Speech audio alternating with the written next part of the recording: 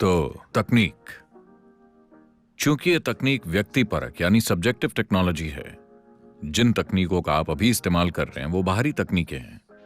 अब मैं एक सब्जेक्टिव टेक्नोलॉजी के बारे में बात कर रहा हूं, ये आपके बारे में है। यहां आप ही वो सॉफ्टवेयर हैं जिसे आप चलाने की कोशिश कर रहे हैं। मूल रूप से अगर आप खुद को देखें तो फिलहाल आप उस सॉफ्टवेयर के अनुसार काम कर रहे हैं जो आप खुद बन गए हैं। आप कैसे परिवार में पैदा हुए, कैसे माता पिता, कैसा स्कूल, कैसे दोस्त, कैसा वातावरण, कैसा धर्म, कैसा समाज, इस समय आप वैसे ही व्यक्ति हैं, है ना? तो ये सॉफ्टवेयर आपके अंदर उटपटांग तरीके से हर उस आदमी ने लिखा जिसके आप संपर्क में आए। इसे ट्रेन्ड प्रोफेशनल ने नहीं लिखा। हर वो इंसान जो आपसे मिला उसने इसमें कुछ डाल दिया। आप जहां भी गए किसी ने आपके सर में कुछ भर दिया। आपके पास कोई चॉइस नहीं थी कि कहां से लें और कहां से न लें।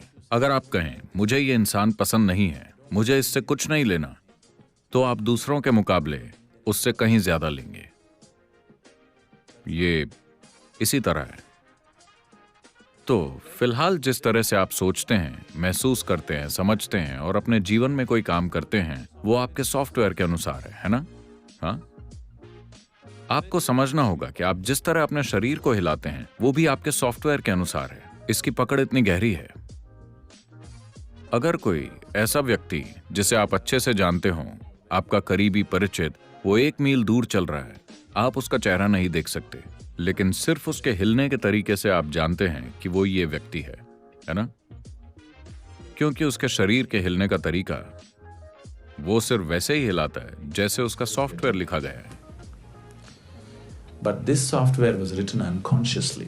लेकिन ये सॉफ्टवेयर अचेतन अवस्था में लिखा गया था। अब अगर हम थोड़ी आजादी चाहते हैं, अगर हम थोड़ा रूपांतरण चाहते हैं, तो हमें आपके और आपके सॉफ्टवेयर के बीच थोड़ी दूरी पैदा करनी होगी। अगर आपने गहरी पहचान बना ली है तो आप उसी में खो गए हैं और वही बन गए हैं। अब आपको थोड़ी दूरी पैदा करनी है। आपने बुद्ध शब्द के बारे में सुना है? अगर मैं बुद्ध कहता हूं तो शायद आप हमेशा गौतम बुद्ध के बारे में ही सोचते हैं। गौतम अकेले बुद्ध नहीं है, यह उनका नाम नहीं है। वो बुद्ध बन गए थे। ऐसे हजारों बुद्ध हो चुके हैं और आज भी हैं। बुद्ध का अर्थ है, बू का अर्थ है बुद्धि यानी इंटेलेक्ट। ध का अर्थ है दादा, वो जो ऊपर हो। जो अपनी बुद्धि से ऊपर है वो बुद्ध है। एक बार जब आप अपनी बौद्धिक प्रक्रिया से ऊपर उठ जाते हैं तो आपके जीवन में दुख समाप्त हो जाते हैं, क्योंकि सारे दुख आपके लॉजिकल माइंड में पैदा होते हैं। जब आप अपनी बुद्धि में फंसे होते हैं तो आप लगातार दुखी रहने वाले इंसान होते हैं। आपको जहां भी डाला जाए आप खुद ही दुख पैदा करने का तरीका ढूंढ लेते हैं। आपके डर, चिंताएं, टेंशन, स्ट्रेस। देखिए जरा, लोग किसी भी चीज को लेकर दुखी हो सकते हैं, हाँ है कि नहीं? लोग दुनिया में किसी भी चीज को लेकर दुखी हो सकते हैं। देखिए जरा, अगर आप पढ़े लिखे नहीं हैं तो उसका दुख, अगर पढ़ लिख लें तो दुख, अगर आपको नौकरी नहीं मिलती तो दुख, अगर नौकरी मिल जाए तो दुख, अगर आपकी शादी नहीं हुई तो दुख, शादी हो जाए तो दुख, अगर बच्चे ना हो तो दुख, बच्चे हो जाए तो दुख, है ना? लोग दुखी हो सकते हैं लगभग हर चीज के कारण। बुद्धि का यही स्वभाव है। जब आप बुद्धि में फंसे होते हैं तो जीवन ऐसा ही होता है। अगर आप बुद्धि से नीचे हैं तो आपको इतना दुख नहीं होगा। जानवरों को उतना दुख नहीं होता जितना आपको होता है। अगर बाहरी चीजों की व्यवस्था हो जाए तो वो ठीक ठाक रहते हैं। उन्हें उतना दुख नहीं होता जितना इंसान महसूस करते हैं, है ना? तो अगर आप बुद्धि से नीचे आ जाएं तो आप ज्यादा दुखी नहीं होंगे, जैसा कि आपने सवाल किया। अगर आप बुद्धि से ऊपर हैं तो आप बुद्ध हैं। अगर आप बुद्धि से नीचे हैं तो शायद हम आपको बुद्धू कह सकते हैं। अगर आप बुद्धि में फंसे हैं तो लगातार दुख। तो दुखों से बचने के लिए लोग बुद्धि से नीचे जाने के कई तरीके इजाद कर रहे हैं। बहुत ज्यादा खाना, शराब, शारीरिक सुखों में बहुत ज्यादा समय बिताना, ये सभी वो तरीके हैं जिनसे आप अपनी बुद्धि की यातना से कुछ देर बचने की कोशिश कर रहे हैं। आप शराब पीते हैं और कुछ घंटों के लिए आप अच्छा महसूस करते हैं, पर फिर जीवन अधिक जोर शोर के साथ आपको दबोच लेता है। यह आपको जाने नहीं देगा। अब ये जीव जो बुद्धि से नीचे था, किसी तरह बुद्धि तक पहुंच गया है। इससे बाहर निकलने का एक ही रास्ता है, बुद्धि से परे अपना विकास करना। तो योग का मूल सिद्धांत और तकनीक यही है कि इससे परे कैसे जाएं। तो इसे अभी कैसे करें? भीतरी तकनीकों को ऐसे वातावरण में नहीं सीखा जा सकता जहां कमिटमेंट न हो। आपको एक कमिटमेंट से भरे फोकस्ड वातावरण की जरूरत होगी, वरना ये आपकी पकड़ में नहीं आएगा। ये कोई शिक्षा नहीं है, ये एक साधन है।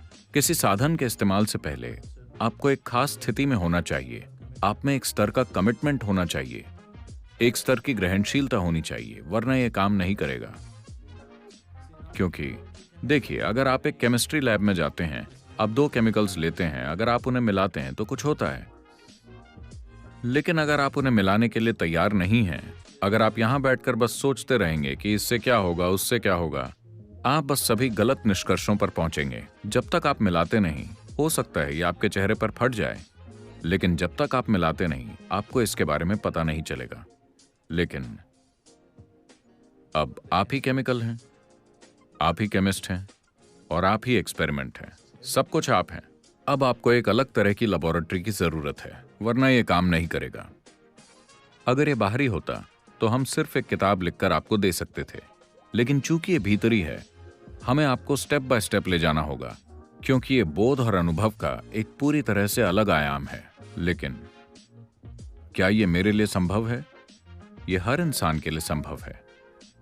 अंदरूनी तौर पर हम सभी समान रूप से सक्षम हैं। हम अलग अलग तरीकों से सक्षम नहीं हैं। हम सभी में खुश होने की क्षमता है ना? हाँ? अगर आप एक पल के लिए भी खुश रहे हैं, यानी आप में खुश होने की क्षमता है ना? बात सिर्फ यह है कि आप वहां टिक नहीं पाते। यही असली मुद्दा है। इस ग्रह पर ऐसा कोई इंसान नहीं है जो कभी भी खुश नहीं रहा।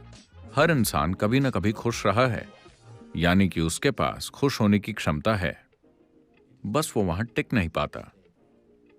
इसलिए उसे इस टेक्नोलॉजी की जरूरत है कि वो अपने भीतर के माहौल को कैसे बरकरार रख सके। यह संभव है।